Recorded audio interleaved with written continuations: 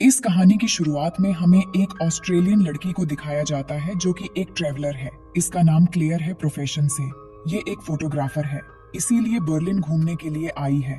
और जब ये घूम रही होती है तभी इसे एक लाइब्रेरी दिखती है जिसके अंदर जाकर ये कुछ स्केच बुक्स खरीद लेती है।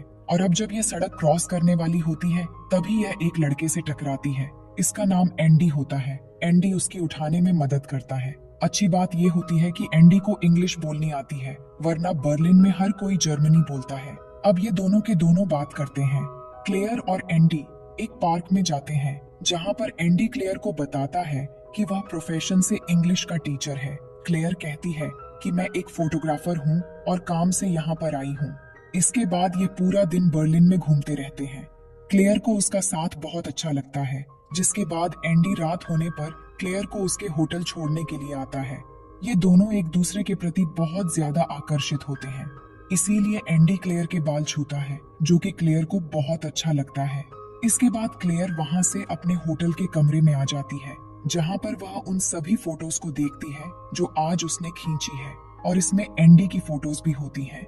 हालांकि वह एंडी से दोबारा मिलना चाहती है, लेकिन ना तो उसके पास एंडी का एड्रेस होता है और ना ही उसका फोन नंबर। अगले दिन वो उसी जगह पर जाती है जहाँ पर वह एंडी से मिली थी। एक बार फिर से एंडी उसे मिल जाता है और अब एंडी को भी समझ में आ जाता है कि क्लेयर उसे पसंद करती है। यह एक बार फिर आज एक दूसरे के साथ बहुत अच्छा वक्त बिताते हैं और आज एंडी क्लेयर को अपने घर ले जाता है, जो शहर से बहुत दूर होता है। यह एक सुनसान जगह है, लेकिन क्लेयर को इसकी कोई परवाह नहीं होती, क्योंकि कहीं न कहीं अब वो एंडी को पसंद करती है। ये दोनों के दोनों घर के अंदर जाकर एक दूसरे के साथ इंटीमेट हो जाते हैं। अगली सुबह क्लेयर जब उठती है तो वह देखती है कि एंडी घर पर नहीं है। दरअसल वह स्कूल जा चुका है, जहाँ पर वह बच्चों को इंग्लिश पढ़ाता है। क्लेयर तैयार होती है और जब वह दरवाजे के पास जाती है तो देखकर हैरान हो जाती है। एंडी घर को लॉक करके गया है। यहाँ घर में एक और कमरा होता है जो लॉक होता है,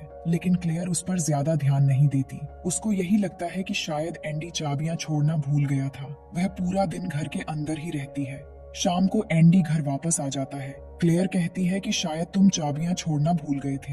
एंडी कहता है कि हाँ। क्लेयर उससे मजाक करती है और कहती है कि मुझे लगा कि शायद तुमने मुझे यहाँ पर कैद कर दिया, और एंडी उसकी इस बात का कोई जवाब नहीं देता। इसके बाद ये एक बार फिर से एक दूसरे के साथ इंटीमेट होते हैं। रात को ये सो जाते हैं और अगली सुबह एंडी जब अपने स्कूल जा रहा होता है, क्लेयर कहती है कि चाबियां कहाँ पर है। वो कहता है कि मैंने टेबल पर रखी है। टेबल पर एक चाबी भी होती है। उसे देखकर क्लेयर एक बार फिर से सो जाती है और एंडी अपने स्कूल चला जाता है। कुछ देर के बाद क्लेयर उठती है। वो देखती है कि वहाँ पर एक फोटो है जो उसी की है और उसके शोल्डर पर लिखा होता है माइन क्लेयर को। ये सब बहुत अजीब लगता है।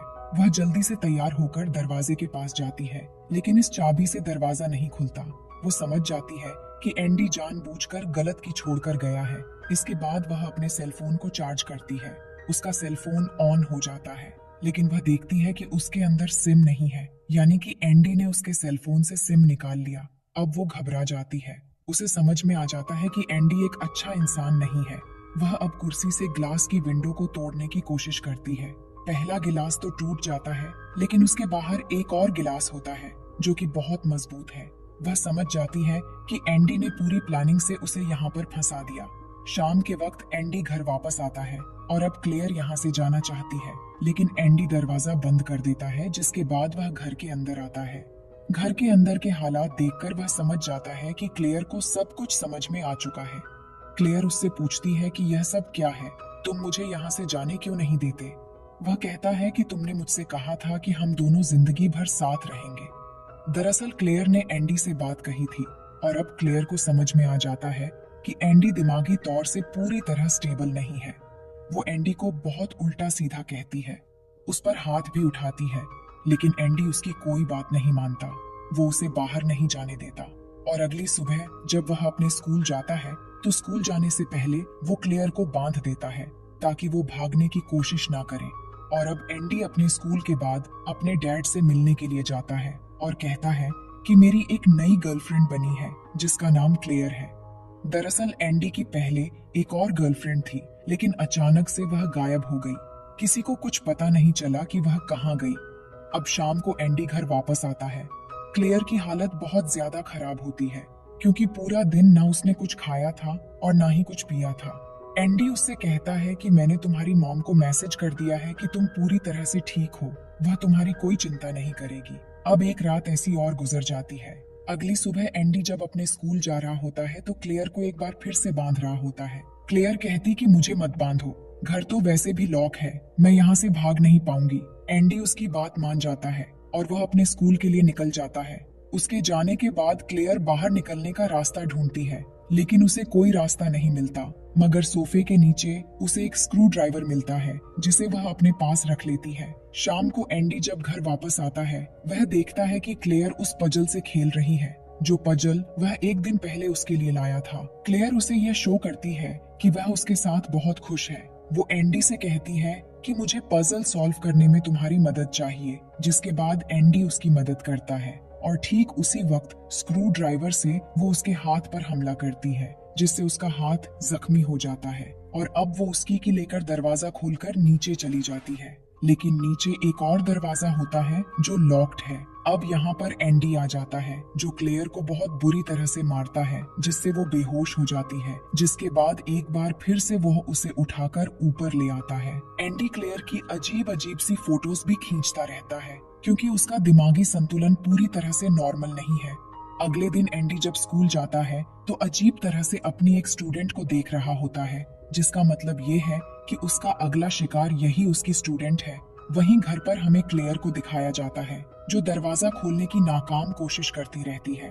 कुछ देर के बाद एंडी वापस आ जाता है और अब क्लेयर पूरी तरह से शांत हो चुकी है क्योंकि उसे पता है कि अगर उसने कुछ भी गड़बड़ करने की कोशिश की तो एंडी उसे जान से मार देगा।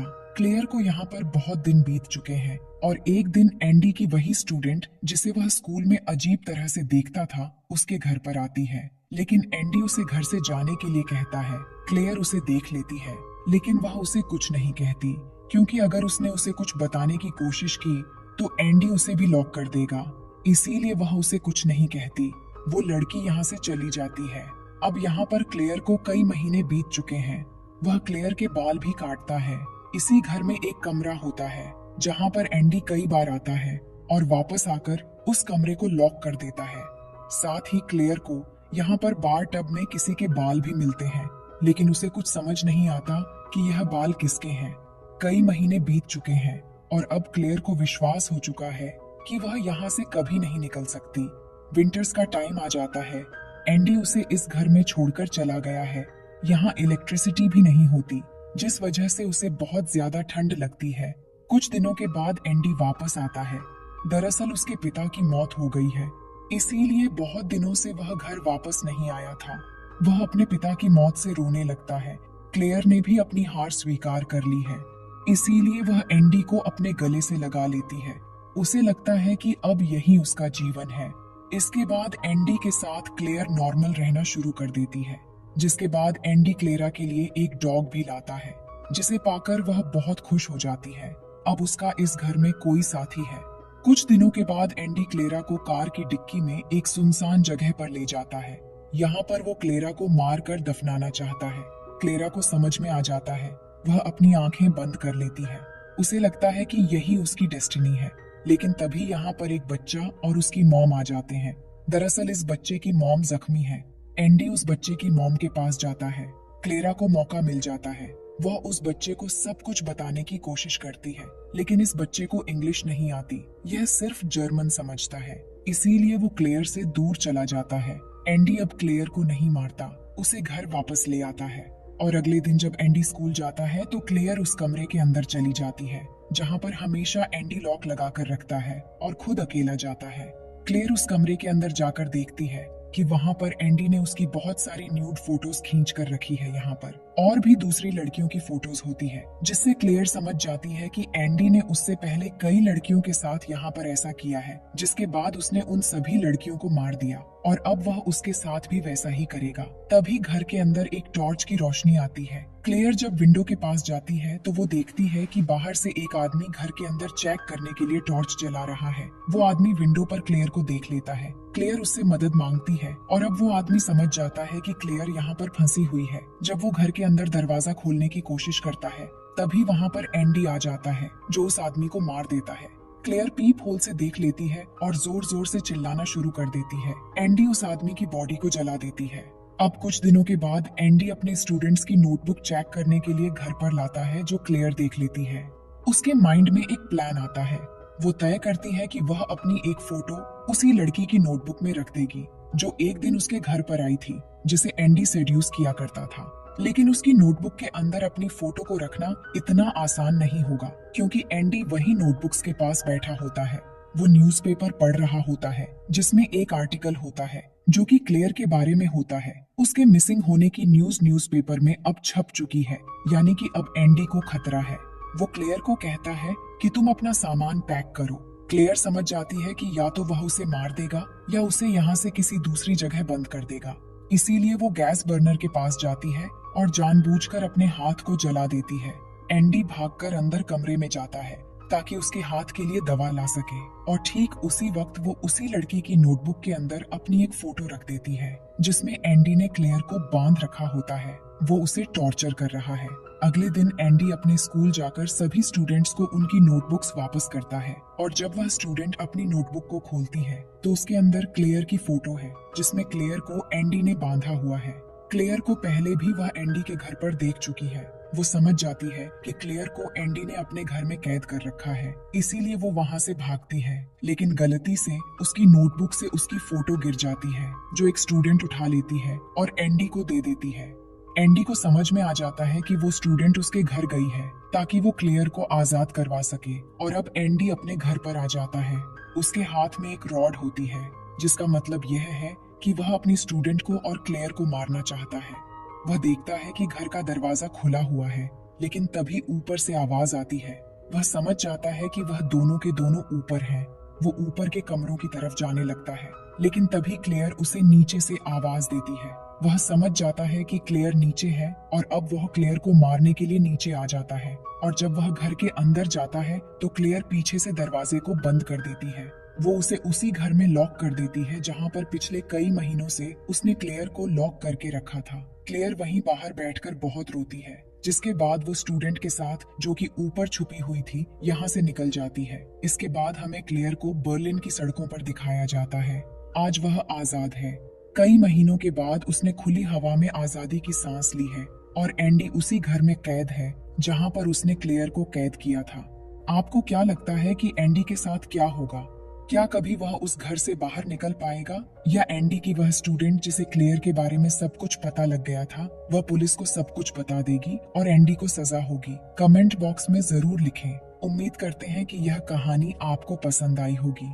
Thanks for watching.